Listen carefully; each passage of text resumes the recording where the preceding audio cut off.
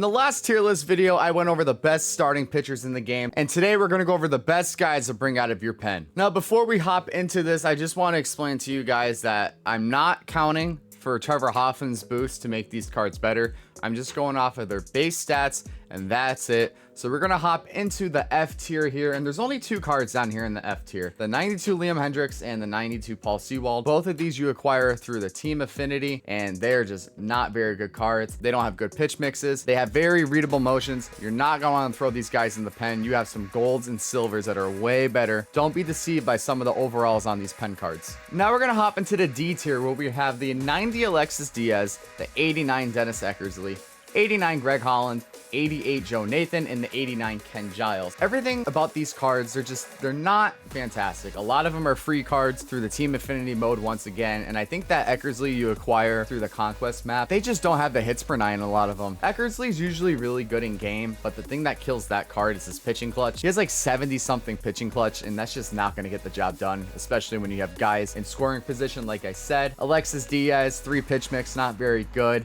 Greg Holland, fastball, splitter, slider, not the greatest stats. Joe Nathan's not the greatest either, and then Ken Giles has like 3 pitches as well. Very basic pitchers, nothing that really makes them stand out. So now we're gonna hop into the C tier, where we got the live series Emmanuel Clase. We have the 83 Felix Bautista, Joan Duran, John Axford, Ryan Helsley, and Ryan Presley. A lot of the things that are in common with these guys is they have outlier. Clase has outlier, Bautista does, Duran does, and so does Helsley. A lot of those cards, they're decent because they have outlier. They have something that you could work with. Clase is one of those cards that I feel like he's either really good for you or they're gonna get rocked. It depends on the type of player that you're playing. His cutter can be really disgusting. He has a fastball and a slider as well. Felix Bautista is a friggin' giant on the mound. He's like 6'8", and he has a really glitchy release. He's really tall, intimidating on the mound, throws really hard, and he's hard to pick up the ball. Duran's kind of the same way. Funky motion, hard to pick up the ball. I think he has outlier on his splitter again this year, so that's something unique about him. John Axford's a free card that you get through the Battle Royale program. He's always had a kind of glitchy release in the game. You know, he's an average bullpen arm. You know, he's not down there with like an Alexis Diaz or Paul Sewald, but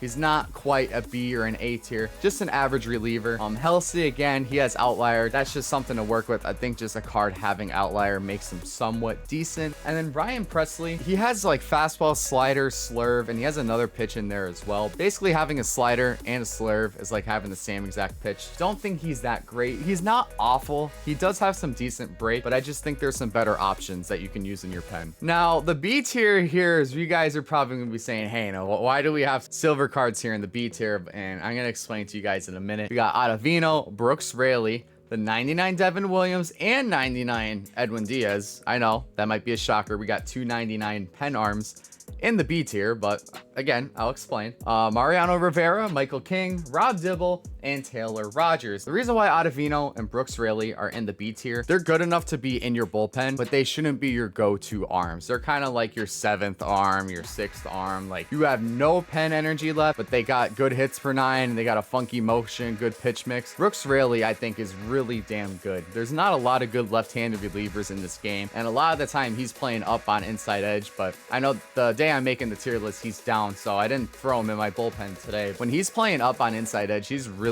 good. Adam Ottavino, again with him, he's got a funky 3/4 motion, 5 pitch mix, sinker, slider, cutter. He's got everything you can ask for, but he's not anything overpowering. He doesn't throw that hard. It's just he has the funky pitch mix, he has the funky motion. It just works for him, especially on those higher difficulties. We're gonna dabble into the 99 Devin Williams and 99 Edwin Diaz here. The thing with those guys, they have 3 pitches. You know, even if Edwin Diaz has outlier, Devin Williams, he has the screwball cutter fastball, I believe. Screwball's his main pitch, which I guess you can kind of use as like a sinker in a way. I faced that card on multiple difficulties, and I have crushed him every single time. It's just, if he had like one more pitch, if he had a changeup, I think he'd be really damn good. He used to get changeups on his cards in previous years. I'm almost positive he did. He used to have like a 5 pitch mix. They'd give him sinker, cutter, screwball, circle change, and he'd be nasty. This card, they just didn't give him the pitch mix. And then Edwin Diaz, you know, he's very similar to his brother, Alexis Diaz, down there, obviously, and maybe some of those other guys like Clase and whatnot. He has fastball, slider, two-seam, and even if he has outlier on the fastball, the fact that his pitch mix is 2 fastballs and a slider, it's just not enough to get cards out. Unless you're facing somebody that can't hit outlier, he's just not going to be able to get it done for you, in my opinion. The next two guys I'm going to hop into here, you got Mariano Rivera and Michael King, 2 Yankee cards. Mo isn't bad. He's okay. He's not down there in the likes of, like, say, a John Axford or something like that. He's definitely a tier above that. Just his hits per 9, they're a little bit low. He's got the pitch mix, though, and some people have a hard time picking up the ball out of his hands. He's an above average card. You know, he's good, but not great. Michael King, he's a new Topps Now card we had last week. I think you can get him through the pack, and I've used him a couple times, and I've had really bad control issues with him, but he's got a good pitch mix. He's got 50 stamina, so he should be able to get a couple innings for you out of the bullpen. He's got sinker, he's got a slurve.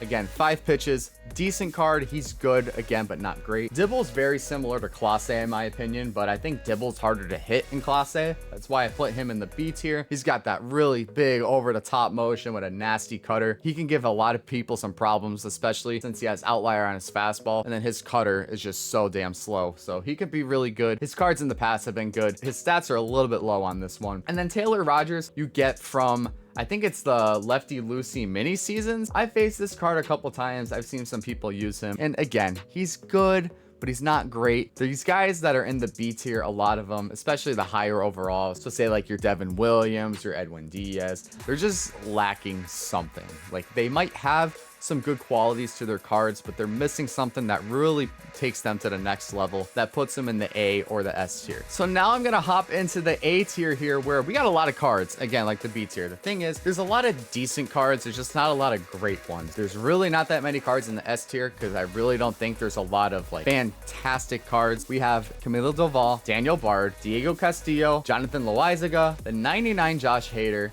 Lee Smith, 97 Ohtani, and 92 Trevor Hoffman. First guy I am going to go into here is Camilo Doval. Again, he's always been disgusting in the show, but the thing with him this year is they changed his motion, and personally I think he's a little bit easier to read now than he has been in the past. In the past, he used to have this weird like submariners slash 3/4 type of arm motion, and his stuff was just disgusting. It was almost impossible to hit. If he had that old motion, this card would be S tier because he's filthy, but he only has sinker, cutter, slider. The thing with him is his stuff moves a ton and it's really hard to pick up. So really good card. I have him in my bullpen. You guys should be using him too. Next guy, we got the 92 Daniel Bard. Stats wise, he's the best card in my opinion for the team captains through Team Affinity. He has 125 hits per 9 and 125 pitching clutch, so no matter what the situation is on the mound, he's going to be disgusting. That PCI is going to be like this when your opponents are trying to hit. The only thing with him is I have control issues with him. There's just times where I can't locate with him. His break isn't the best, but again, the thing that's good with him, he has sinker, slider, changeup,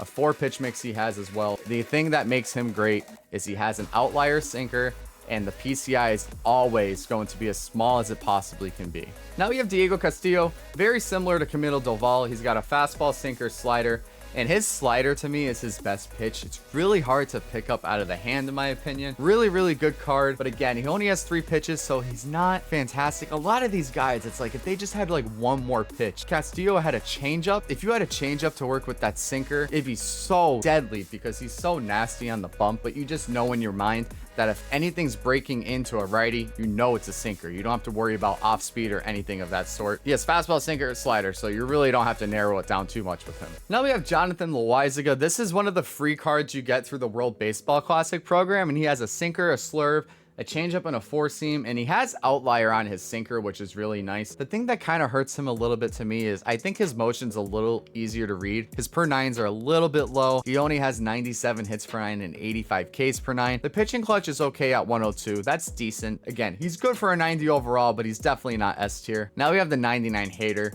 Again, the thing with him is he only has 3 pitches. Even though he has outlier, all he has is a 2-seamer, a slider, and a changeup. Very good lefty, but I think there's 2 more lefties that we're going to be talking about in the S tier that I think are better than them. Lee Smith, again, Kind of similar in a sense to, I would say, a little while ago, where the per nines are a little bit low. Whenever Lee Smith comes on the mound, I say we got a left tackle on the bump because he's massive out there. He's got a fastball, he's got a cutter, a slider, and a forkball as well. Only thing about him is his hits per nine is a little bit low. The 97 Ohtani you get through the World Baseball Classic is a really damn good card. I wanted to put him in the S tier because he has those 5 pitches. He has outlier. Again, I play a lot of really good players since I'm high up into World Series. I try to take as much into it as I can. This card for me, he's like, out of anyone in the A tier, he was the closest one to being in the S tier for me because his stuff is that nasty. And Trevor Hoffman, not incorporating the boost, I'm just talking about his base stats alone. A lot of the time, people look in a card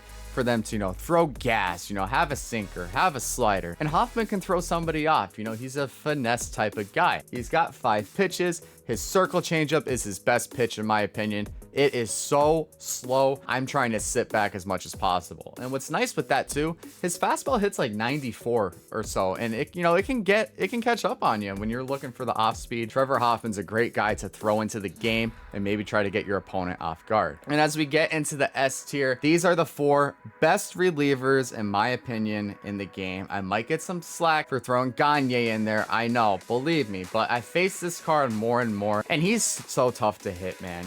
He's got 5 pitches. He's got the fastball, Vulcan change, who is the only guy in the game who throws that pitch, nasty slider. His curveball is like an ephus. It's so slow. I think Eric Gagne is one of the best right-handed relievers in the game. While Billy Wagner hasn't been the best for me, again, left-handed pitchers are at a premium this year, especially in the bullpen. You just have to work with what you have, and Billy Wagner is the best left-handed pitcher in the game. I do think he's a little bit better than Gregory Soto, even though Soto has a sinker. What works with Billy is he has a fastball, a slider, a changeup, and a curveball, and he has outlier on the fastball, so he throws gas. Soto has nasty stuff.